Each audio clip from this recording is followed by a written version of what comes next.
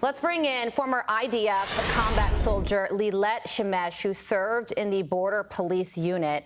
Lital, good morning to you. You just heard Trey Yang say this is not going to be a 3 or 4 day war. It will drag on until Hamas is destroyed. So what are soldiers up against in the lead up to this potential ground invasion?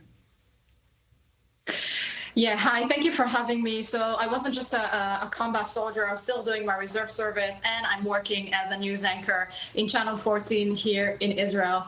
The entire country is being recruited to fight this war against terrorism, to fight this war against Hamas. We haven't seen a slaughter like this in Israel in the 75 years of Israel's existence. This is a second Holocaust for us, and I think the entire world should join Israel in the fight against this Islamic radical terrorist. You reported earlier this morning about the ISIS flag who was found in one of the terrorist bags, and I think it's important for you to understand this is no different than what ISIS has been doing in Europe. And I think we have to stand together and to fight Hamas. And if anyone cares about the Palestinians, and you are reporting about the situation in Gaza, if anyone cares about the Palestinians, they should free the Palestinians from Hamas. The Palestinians have democratically elected Hamas, and I think if they want to see a better future, if they want to see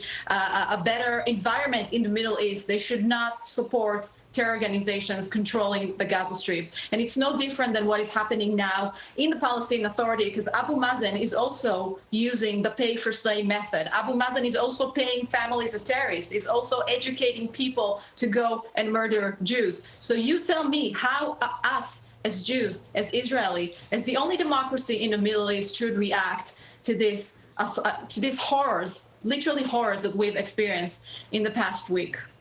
You are both a former soldier and a journalist, like you mentioned. What is the latest you are hearing from the front lines this morning? And when do you think the ground assault from IDF will begin? So at the moment, we don't really know when is it going to begin or how the IDF would operate in this situation. All I know is that Israel is united. Israel is united to fight and to fight hard. We've heard Prime Minister Netanyahu saying yesterday on the press conference that he and us as a country will chase every Hamas terrorist, every Hamas member. We will chase them down, because after seeing the horrors of what we've experienced on the recent Saturday, of them butchering entire families, lighting up in fire houses of families, beheading people, raping women, I've never seen anything like that, and I've been through so many wars here in Israel. The Second Lebanon War, war with Iraq. We had rockets with Lebanon, rockets from Hamas. I've never seen anything like that. This is just despicable, and I think the entire world should unite with Israel in the war, in what we're seeing now in Israel, because Israel is the spearhead in the war of terrorism, and any country who would just not look at what is happening now will get that in their backyards.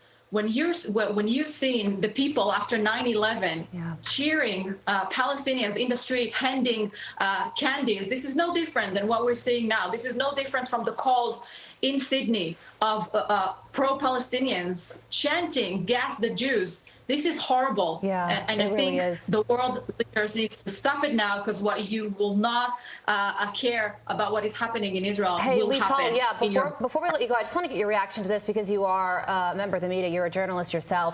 Did you happen to hear the press conference with President Herzog? He was taking questions from the international media, and it was really hostile. And a lot of the questions were vilifying Israel for turning off the water and electricity in the Gaza Strip. What do you make of that?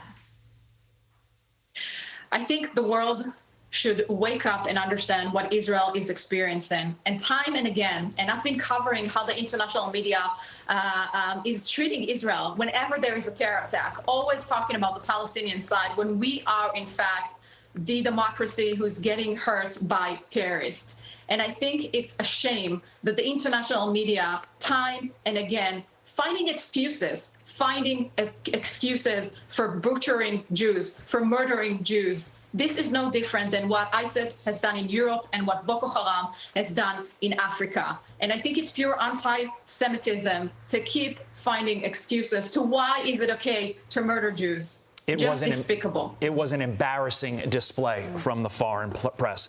Lital Shemesh, we appreciate your time this morning and insight. Thank you.